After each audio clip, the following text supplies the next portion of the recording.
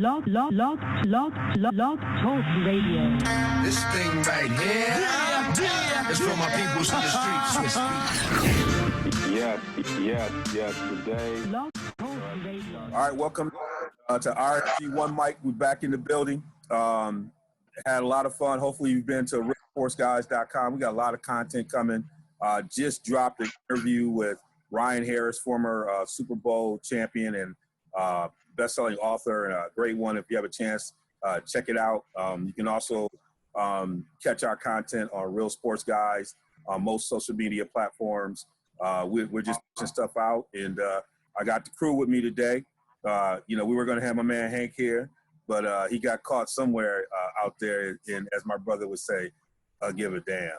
Way out there where he don't have the kind of connections where he can make things happen. So he'll be here in spirit, but I'm here with the other two of our four-person booth. My man, Carl Hampton, he got out of that witness protection program and got back into a quick place where he can try to connect with us. What's up, C-Hamp?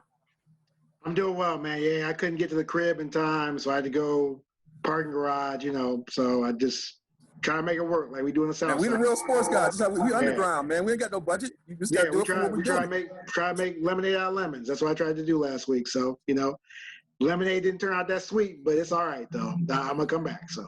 That's the kind of listeners we got, though. They don't get spoiled. They all about hanging with us. And we got my boy Darnell Kirkland Jr. How you doing, man? I'm doing good. We got a lot of stuff to talk about in this college football landscape, so I'm excited for that. Yes, sir. Yeah, so we got a long agenda. We're gonna try to hit a couple things. I know on the rundown we got a couple things we're gonna cover. We're gonna try and hit the NBA honors.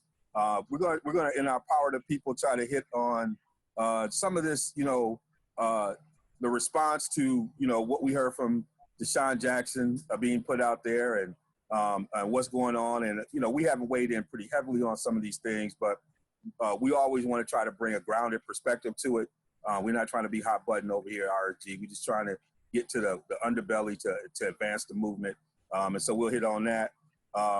As Darnell said, we're going to try and we're looking at this for a kind of a preview to our next podcast, but we're going to touch a little bit on college football and what we're seeing. We're going to tease you a little bit for what our next podcast is. It's one of the new elements we're trying to jump in here. We're going to tease you a little bit. We'll go a little bit deeper in on our next podcast on college football because it's coming up.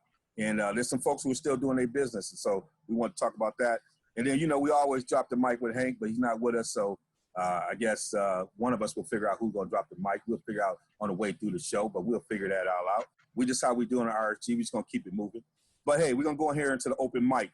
And we've been doing for the open mic for a while, it's kind of power to the people segment.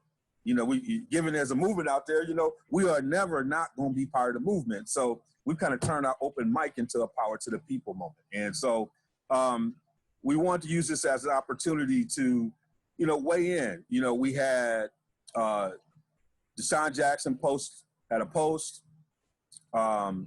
He didn't apologize. We had a number of things happen in terms of my man Jackson came out and tried to defend him, and then he came back. He was on CNN or somewhere apologizing. Yeah, CNN with Don Lemon. Yeah. Yeah. Then Nick Cannon dropped some stuff, and it goes over and over again. See, so I know you guys have seen this situation, and it takes a lot of momentum off a movement that is moving in a very positive direction. But it's something that's always kind of galvanized kind of a historical conversation. And so wanted to just kind of get your reaction to this and why people keep feeding off of this thing that in some ways we look at historically has not been seen as fact, but continues to perpetuate itself. And so, Darnell, I was going to hit you first and then come over to Hamp, who after that. Well, I think in this day and age, in this climate that we're in, a lot of us seem to be searching for kind of statements of solidarity almost. Like, seems like like statements that are perceived to be like, pro-black, stuff like that. Guys flock to that. People flock to that and be like, I'm gonna throw my support behind it because they want to be seen as woke or something like that. But what I want to urge people to do is always fact check.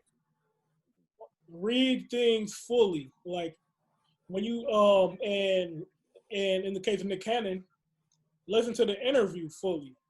He had a long, like an hour and a half long podcast. So you might only hear a couple sentences that he said, and you might think, yeah, I agree with that. But you gotta listen to all of what he said before you put your name behind it, because Nick Cannon said a lot of racist things in his podcast. He said a lot of anti-Semitic things in his podcast as well. DeSean Jackson, he said something he was misinformed about.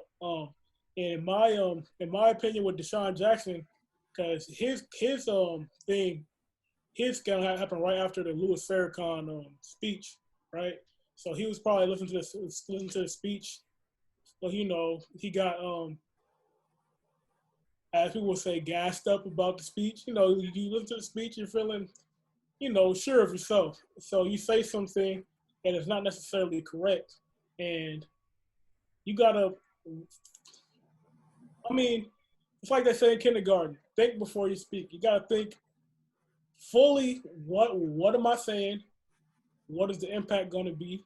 And will what I'm saying bring about the to every action there is a equal and opposite reaction. So what do I want to get out of this, right? Am I trying to uplift my people, or am I trying to, if I'm just trying, if that, like DeSean Jackson said, I was just trying to uplift black people, then you should get to that, look inside of your statement and try to make sure that is all that you're getting out of it. You don't want to hurt other people to try to accomplish your goal as well. Just try to be careful. Well said. Well said. Hampton? The bottom line is that you have knuckleheads ruining the movement, like DeSean Jackson, Steven Jackson, who are ignorant, who feed on anti-Semitism that has been used to divide our communities, divide us from our Jewish brothers and sisters. I'm not going to make it the same analogy as far as the Holocaust and slavery, but we are both oppressed people, and there's no need to have these anti-Semitic remarks. I think, not to be political here, but Bill Clinton talked about racism in a sense. You're putting down somebody to lift yourself up. And that's the definition of lack of self-esteem. You don't need to knock somebody down to pull yourself up. If you're proud to be black like I am, be black. Don't put down our Jewish brothers and sisters to be black. It's not a way to, again, support the movement, support progress in our black community, which people are trying to lift themselves on now because it's the woke thing to do, as Brother Darnell said. And so it's just very disappointing to see people of high profile and high platforms to just absolutely mismanage their situational authority, embarrass the community, embarrass the movement, and put us back. And that's the one thing that the enemy wants us to do, is to fight among ourselves. We need to be uniting with each other. So it's very disappointing. And then the people trying to apologize after the fact or try to put in things in context. Stop trying to fool us, brothers. You meant what you said when you said it on the telecast. Own up to it. Not to be political here, but give a certain person, the most high-profile person in the country, he owns up to what he says. You might not believe it, but he does that. And so I have more respect for him, and I don't have to mention his name, than these cats who realize their endorsements are in trouble, and then their potential TV deals are in trouble because they were on The Jump one time, or they were on FS1, you know what I'm talking about, Steven Jackson, they were on, the masked figure, whatever the mess is, and other things. And then all of a sudden, their money's drying up, and then they're like trying to eat crow and change the perspective. So just stop it. I mean, again, if you meant what you said, own up to it. And if you can't own up to it, don't say it. And people aren't going to have respect for you if you're doing a 180. If you believe what the honorable minister says, own it. I know plenty of people at NOI. Respect them. I don't agree with them. Respect them. But again, the stuff with Steven Jackson and DeSean Jackson, they're just a bunch of knuckleheads who are embarrassing the community.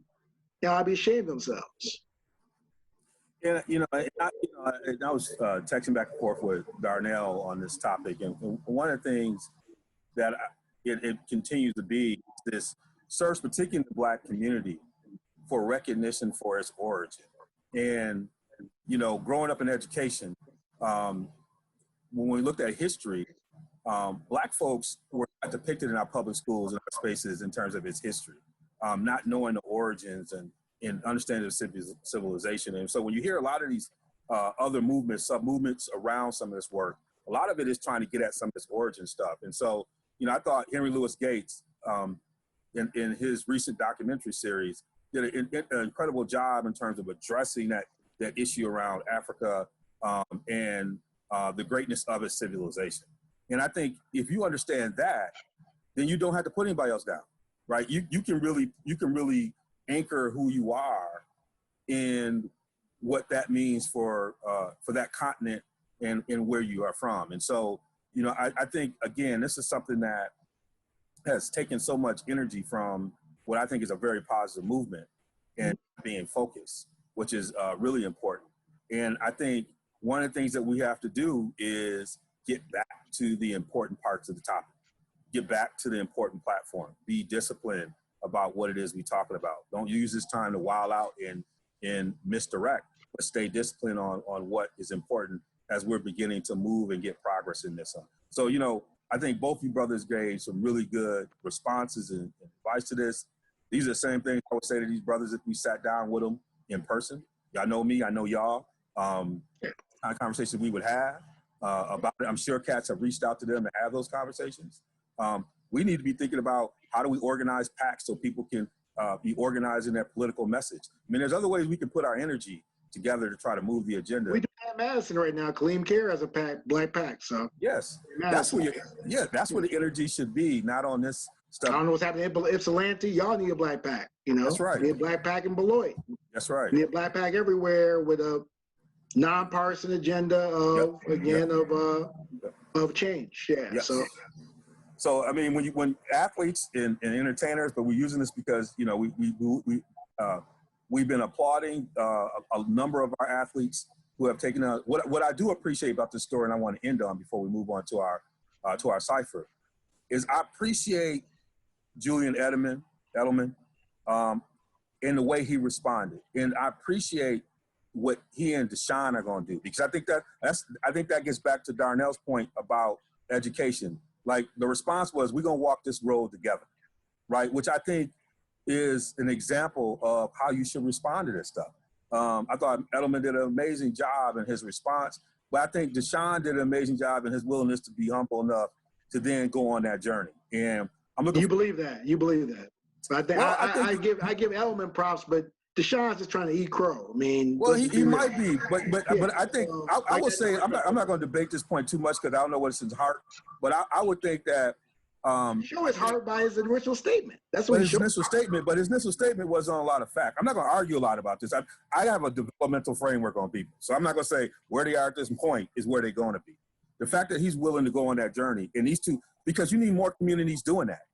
What the point I'm making is the fact of the matter that one raised hand out, they're willing to go on that journey. Where he goes on that journey is important, but you don't have to be stuck where you are.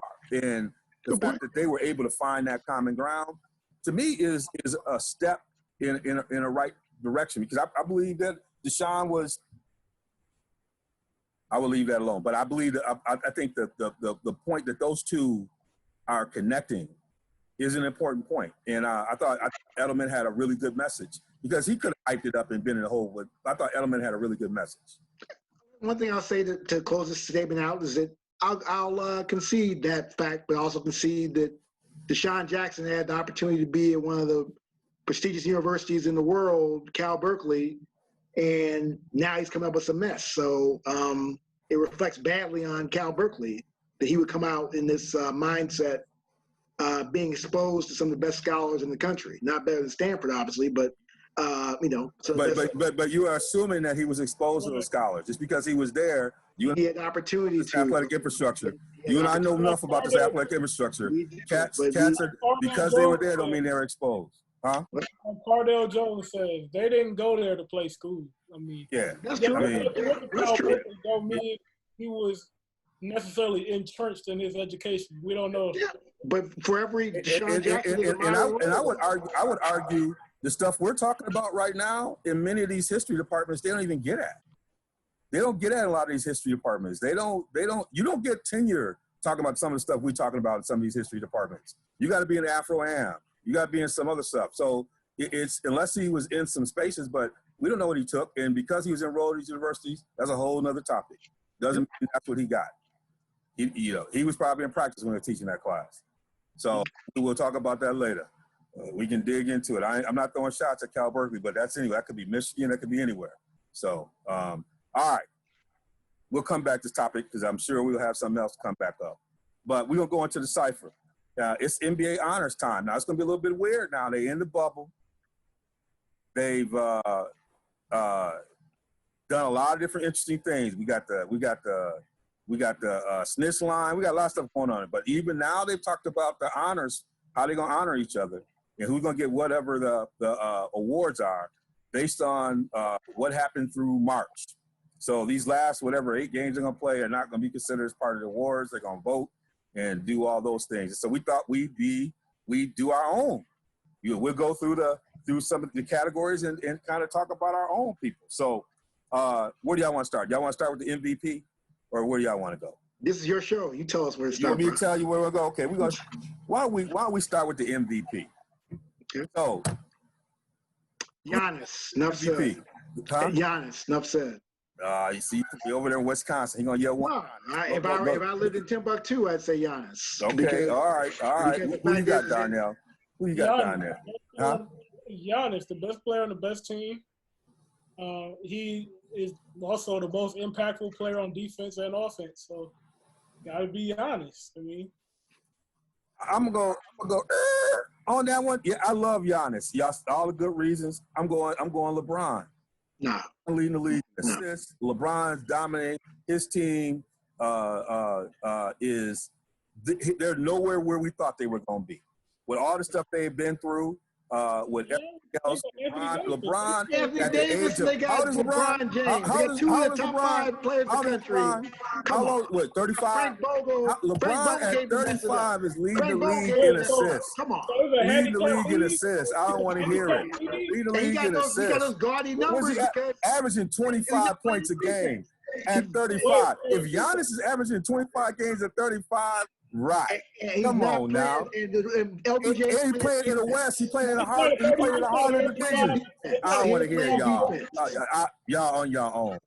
You must not have NBA TV. I don't see a brother playing defense. Play great offense. He's playing defense. LeBron is playing defense. Not the level. Come on, man. I don't want to hear that stuff again. Come on. That's why you're going to lose because Avery Bradley's the bread and butter as far as that defensive team. LeBron is doing it at 35 years old. He's averaging 25 to lead the league in assists. Come on, man. Bro, you killing me. You killing me. I don't want to hear it. I don't want to hear it. Carrying it. Saying age is just an award. No. Carrying him. You might as well say Kareem was the MVP his last several years. You had age is just an award. Come on. No, we're talking about Kareem. LeBron's got the ball in his hand. He's playing point guard, running the team. Is usage and not want to hear it at 35. Defense. He ain't playing the defense. At 35. He ain't playing the defense. Right. Giannis playing. We're not gonna agree on this. We're not gonna agree on this. All right. This ain't no age adjusted award, man. All right. Defensive Player of the Year. Who you got? Giannis again. I mean, please. Most impactful on defense. Can guard every point of the floor. That's why, like I said, it's not even a MVP. You're talking about both sides of the ball. It's not even a debate that he's better than LeBron. That's a joke. Don't bring me back. We already got the MVP out of the way. You said the defensive player of the year. I'm giving you. You said Giannis. All right, Darnell. Don't make me put you on mute. The MVP. Darnell. The MVP. No, you shouldn't put me on mute because I'm. Darnell, who you got? I got Giannis as well because Giannis. All right. Giannis, You got support on Giannis. He headlines the best defense in the league. He's a key part of their system because they drop bigs. That's the main part. They pack the paint and they drop bigs like they have the Lopez twins. They prioritize protecting the paint. But Giannis is the guy. He's the rover. He plays that Khalid Hudson role, the Viper, if you will. He'll guard every position. He'll switch out. He'll close out hard. He protects the rim. He does everything you want. Speak. I got Giannis, and I got Giannis as defensive player of the year as well. I got Giannis. And D. Wells, going to tell you why it's profound. We know why we right because Darnell and I have been beefing on several shows back in the day. So if we agree on this, we know we're not it's talking a wrap. about offensive linemen. We talking about sports. This is a sports show. All right. So the fact we agree on this, that tells you. That tells you we know what we're talking about. I'm with y'all on Giannis. I'm with y'all on. You ain't with us on the MVP though. Oh man. I don't think you can handicap age for a reason. Thank you. Age is just. So you telling me LeBron hasn't been a dominant player? He's been a dominant player. I'm talking about not both sides of the ball. On both sides of the ball, the team is playing well defensively and offensively. He ain't doing what Giannis is doing defensively, man. You killing me. And I saw them play. I saw them play in Milwaukee, and I know who the best player on the floor was. In LA. In LA, he was hurt. Giannis was hurt. So he came up with something. Giannis was hurt. I would have come up with something. I'll come up with something. Nah. All right, y'all. Sixth man of the year. I'll start with Darnell. Montrezl Harrell, because when he comes off the bench, he is a difference maker as far as scoring. Because a lot of people look at Lou Williams as the sixth man. Mm-hmm. I got a surprise for you. Both come off the bench and get buckets, but Trez he crashes the boards. He does a lot of things. So I think Trez is the best sixth man. Yeah, that's a good one. He's up there. Who you got, Ham? Dennis Schroeder. Definitely. That's what I got. It's a wrap. Because the fact that OKC, the way he's played this year, 19 points a game off the bench, along with Chris Paul, the way he lifted that team up, they're supposed to be a lottery team. He's been the most impactful and the best sixth man in the league by far. You look at Harrell and all them, they got pieces around them. OKC was supposed to be a lottery team, and they're playing ball. So Dennis Schroeder has showed, and the fact he can play both guard spots. He plays good defense. He comes off bringing it, and so he gives Chris Paul, as well as Julius Alexander, rest. He's clearly the best sixth man. I mean, I love Montrezl Harrell. I love what they did at the Clippers, which will be kind of a hint of where I'm gonna go with another award. But definitely Dennis Schroeder, no doubt. Excuse me.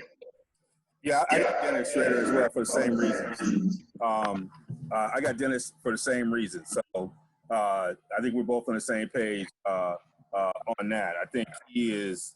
I mean, on a team like you said that's supposed to make the lottery. He's a significant player on that squad and holding them together.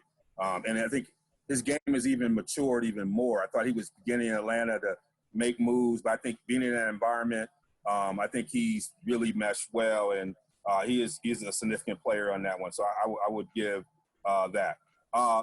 Most improved player. We'll go with you, Hamp. Who you got? Bam Adebayo, definitely. 7 points more a game, improved defense, improved shot blocking. And then the key thing part of his game, I think it really has made the Heat roll this year and be a surprise, is passing. The fact that he's got 5 dimes a game makes him just such a dominant player as far as being able to keep the defense honest as far as being able to pass the rock. So he's definitely the most improved player, and I think he could be a star. All right, Darnell. Pascal Siakam. You got mine, baby. He really stepped into that role that Kawhi left behind. He upped his scoring, like the way he plays defense really opens up a lot for their team. He's another long guy. He's not just your normal big. He's really athletic. He can switch out. He could guard pretty much 2 through 5. He blocks shots. He's a real big impact guy for their team, and he's really stepped up. And I think they're still the number 2 seed in the East. They were number 2. They are number 2 seed in the East. Yeah. With Kawhi, and now Kawhi's gone, and they're still the number 2 seed. I got to give it to Pascal. And Pascal continued what he did last year. So if you're talking about most improved player from the first half of last year, yeah. But Pascal was balling the last half of last year with Kawhi. Remember, Kawhi was doing the load management and stuff like that. So again, Pascal had opportunities to be the dog last year. So that's why I disagree with you on that. Well, but I think you still have Kawhi coming back for many of the games and down the stretch. So you still have that superstar in the wing. You taking the superstar totally away. And, I mean, I think you laid the statistics down. I mean, his game has gone to another level. I think Harrell's a good person. I like him. He's like my second, very close. But I just think Pascal, everybody thought everything was going to close down. He's picked up pace. You could say a similar thing for Bam, too, because you're talking about the talent being there. Yep. And you're saying that because Bam was always a really good passer. But now that he has he's doubled his assists this year, though. That's key. Yeah, but now he has Tyler Hero on his team, so you got Jimmy Butler. Kendrick Nunn is also a guy that's up there. So he has a lot more pieces to pass the ball to. But he's up the scoring, too. And like I said, y'all don't want to talk about it, because especially my man on the left, because he says LeBron's MVP. His defense and rim blocking, that's where I would take it to the next level as far as him being the most improved player. You have on those stats. So, because like I said, it's both sides of the ball for these Magic Johnson fans out there who think that he's a top 5 player, which he's not. So. Okay. There you go. We're not going to get into that one. We might. I was going to get back there, but I'm going to leave you alone out there, Hammer. I'm going to let you take the hate mail. All right. So, Coach of the Year. All right. We'll go to Darnell, Coach of the Year. I think I already hinted at it, but yeah. What's his name? Nick Nurse. Oh, yeah. My mom was thinking Mike Budenholzer, but it's Nick Nurse. He has shown throughout this year and last year in Toronto to be a very innovative coach. He thinks outside the box. Even last year, he was ridiculed because he pulled out the box and one defense in an NBA Finals game. And everybody's like, what are you doing? This is a high school defense. But guess what? It worked. And he is not opposed to doing stuff like that. I saw him one time this year. He pulled a triangle he pulled a diamond in one press this year. And they came back. They were down like 23 against, I think it was the Magic. But they're down like by 23. And he came back, brought the team back with the diamond in one press. See, some things like that you don't expect to see in the NBA game. But Nick Nurse, he is a guy that can pull the rabbit out of a hat. Yeah, I'm with Nick Nurse as well. And so, Hampton, who do you have? Nick Nurse all day. Anybody, if it's not unanimous award, then anybody who's voting should have their vote revoked. So, I mean, you got Gasol been hurt. Like you said, they lost Kawhi. Siakam just continues, and like I said, the innovative defense, they're number 2 seed when people thought they'd be a 4, 5. Nick Nurse is the best coach in the NBA, no question. All right, we got agreement on one. I think that sounds good right now. Okay, Executive of the Year. We're going to take Rookie of the Year for the last. We'll go Executive of the Year. We'll come back to Rookie of the Year. I think we're going to have a debate on that one. Let's go Executive of the Year. Who we got? We'll go Hamp. Who you got? Lawrence Frank all day. I already talked about it. You got the fact that you got PG-13. That was key. He got Kawhi, recruited Kawhi, and Kawhi was probably going to go there, but he made sure that he got what Kawhi wanted, was PG-13. They re-signed Patrick Beverley, Michael Green, got Zubac from the Lakers, which is a stupid move by the Lakers. Got Marcus Morris and Reggie Jackson in the middle of the season. So Frank's doing it. I mean, he's doing it with obviously the help of Jerry West, but you got to give him his credit. Not the coach, but again, the GM. So yeah, it's kind of like the opposite of Steve Kerr. Wasn't the GM, good coach. So, Lawrence Frank got my love as far as it goes. I think anytime we got Jerry West there, I got all kinds of feedback going here, I think.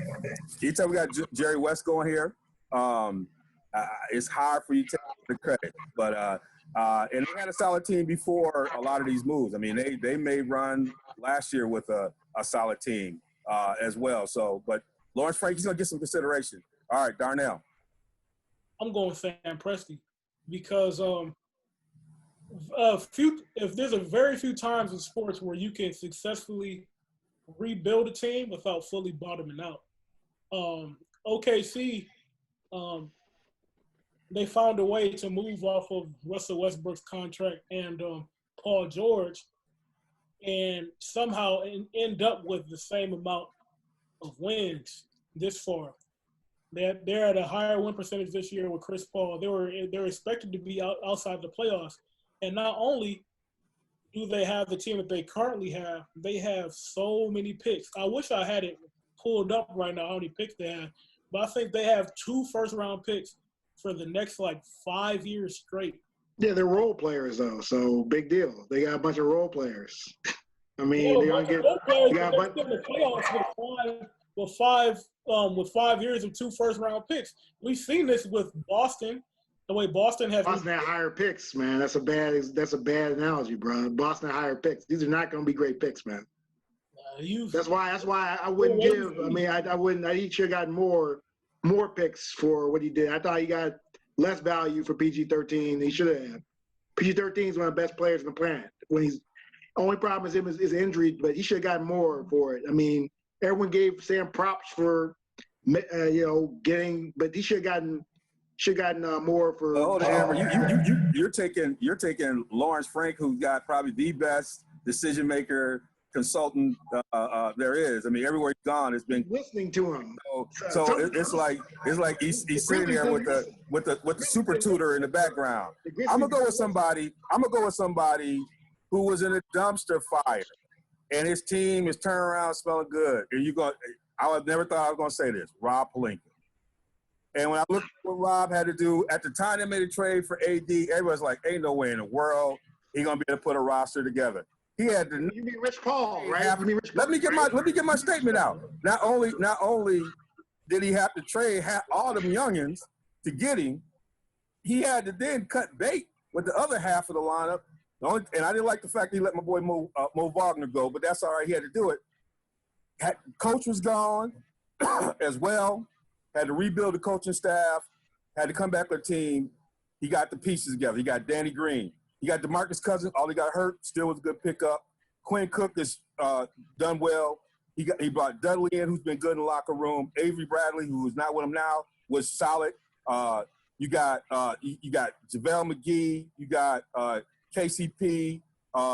You got Rondo is supposed to get the lineup. And then once DeMarcus went down, the pickup of Dwight Howard, all of us were like, Dwight Howard, I might have to go back to the show because we all like, Dwight Howard coming back? But Dwight Howard. I didn't say that. All our expectations. We were talking about Dwight Howard, dog. I was. Dwight pick up back in LA after being, the exit wasn't good. You gotta listen to this show.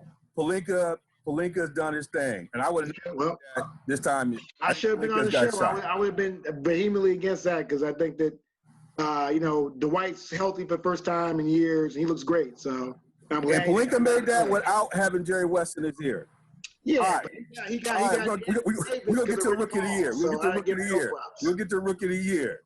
All right, Rookie of the Year.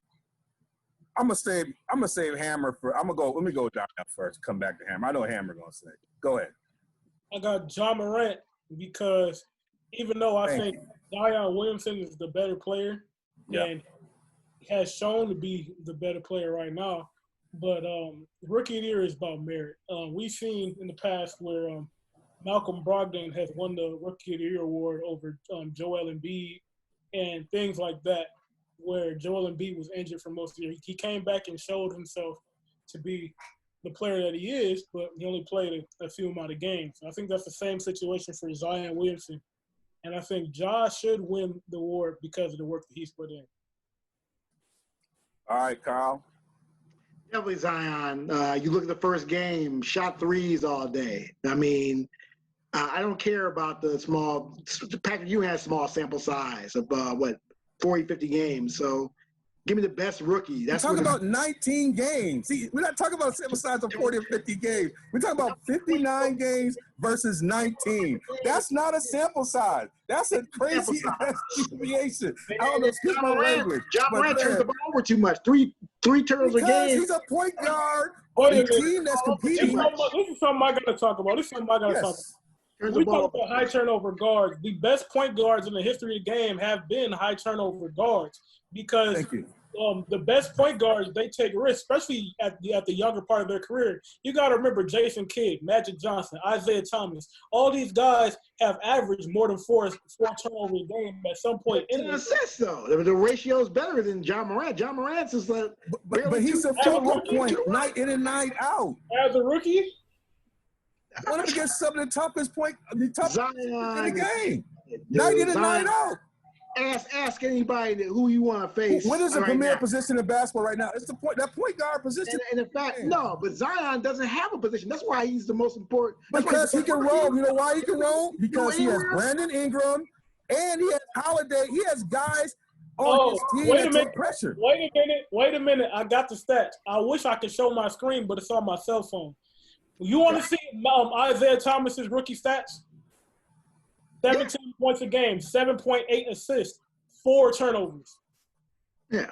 Yes. That's the exact same thing you just said for Ja Morant. You talking about Isaiah Thomas? Isaiah Thomas from your neck of the woods. Back in the day, they played more defense, man. That's another reason why you're under my argument. They don't play defense. Turnovers.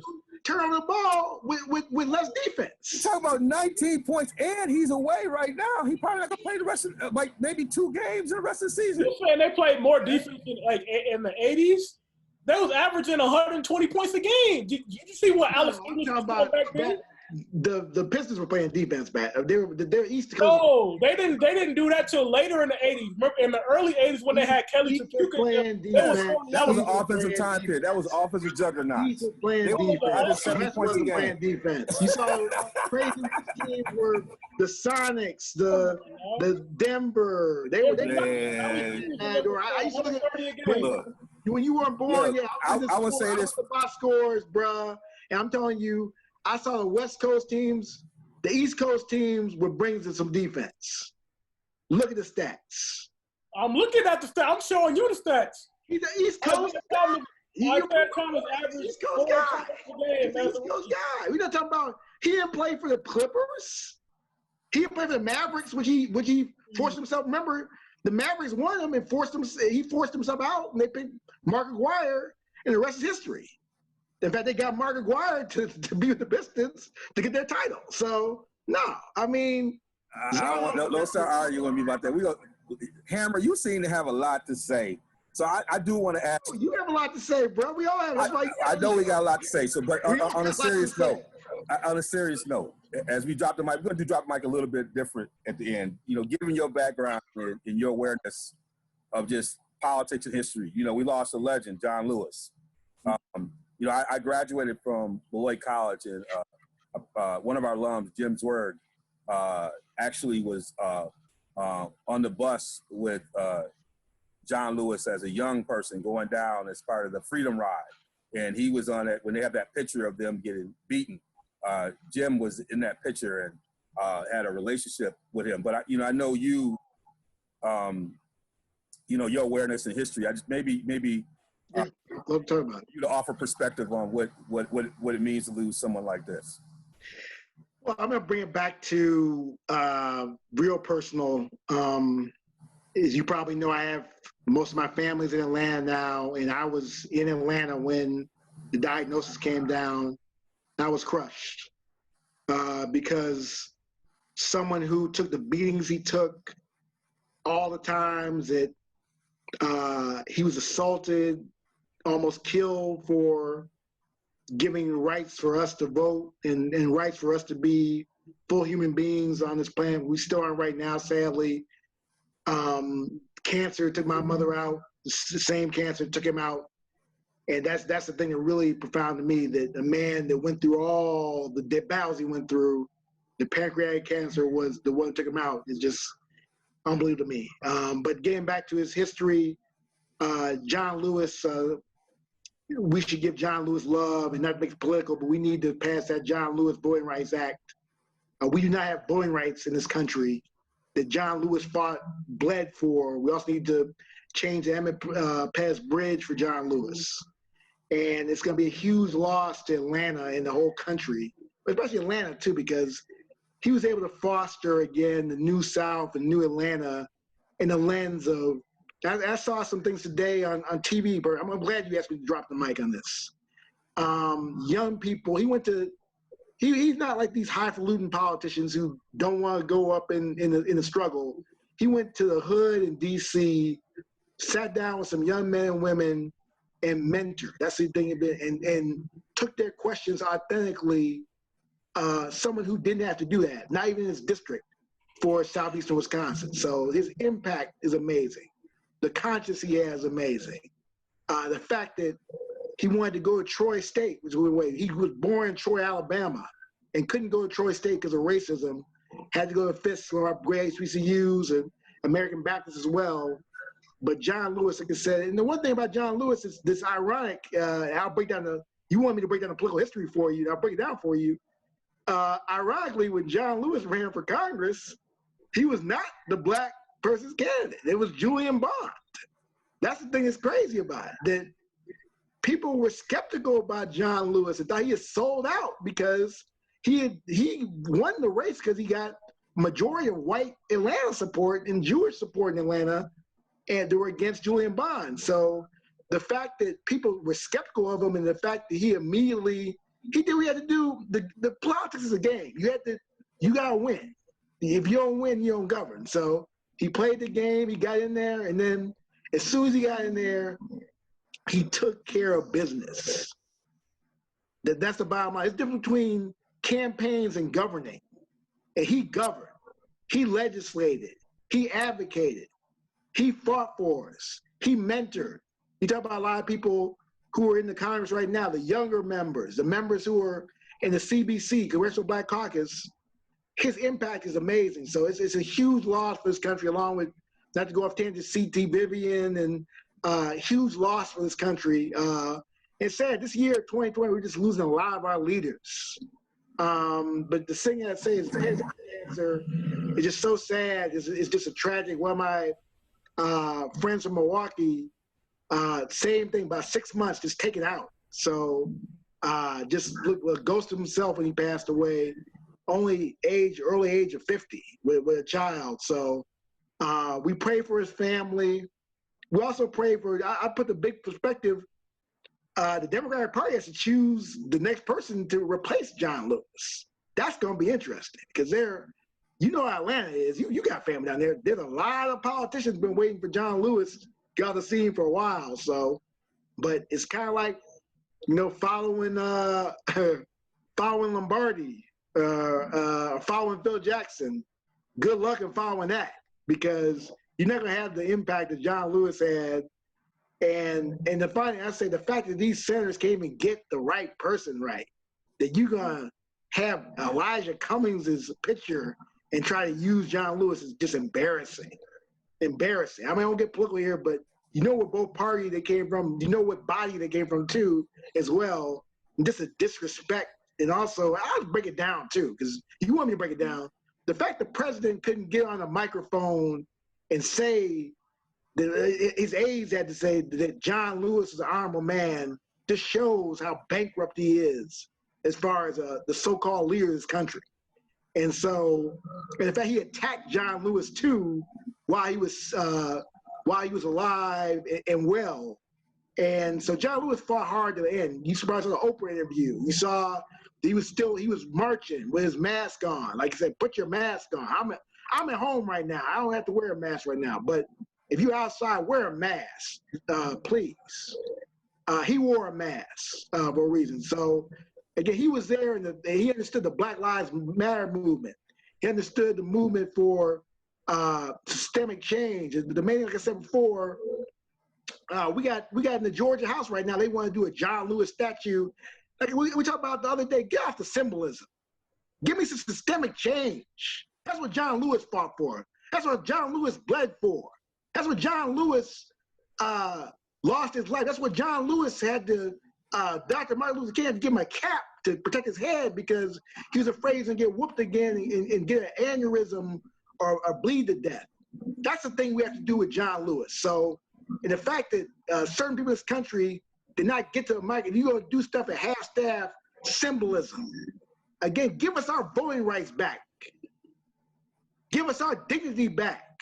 Give us our black businesses back. That's what he fought for 34 years in the United States Congress, honorably.